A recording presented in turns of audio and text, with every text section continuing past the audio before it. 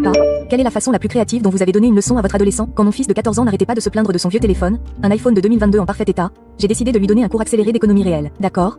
Lui ai-je dit un samedi matin, tu peux t'acheter le nouveau téléphone que tu veux, mais on va gérer ça comme des adultes. Son visage s'est illuminé jusqu'à ce que je pose une pile de papier sur la table. C'est un contrat. Tu vas apprendre ce que ça coûte vraiment d'avoir un smartphone. J'ai d'abord établi un plan de paiement. Le téléphone coûtait 1000 $, et j'ai calculé les mensualités avec les intérêts. Mais papa, ce n'est pas juste, a-t-il protesté. C'est comme ça que ça marche. Ai-je répondu calmement. Ensuite sont venus les frais de service. Je lui ai expliqué qu'il serait responsable de sa part de notre forfait familial, puis l'assurance lors des achats. Sa confiance a commencé à s'effriter. Le hic, c'est qu'il devait gagner cet argent. J'ai établi une liste de tâches ménagères avec des montants de paiement précis. Les tâches ménagères de base étaient gratuites, tâches familiales, mais des tâches supplémentaires étaient équitablement rémunérées. Il a signé le contrat à contre-cœur, certain d'avoir son nouveau téléphone en moins d'un mois. La réalité l'a rattrapé. Au bout de 2 semaines, il gagnait exactement 8347 $. À ce rythme-là, il aurait le téléphone l'année suivante. La plainte a commencé, ses boulots sont interminables et le salaire est trop bas. C'est alors que je lui ai montré mes fiches de paye et mes factures mensuelles. Il a écarquillé les yeux en voyant cela. 3 semaines plus tard, il est revenu vers moi. Papa, si j'achète un iPhone reconditionné, je peux me le permettre en 2 mois. J'ai souri et lui ai dit, félicitations.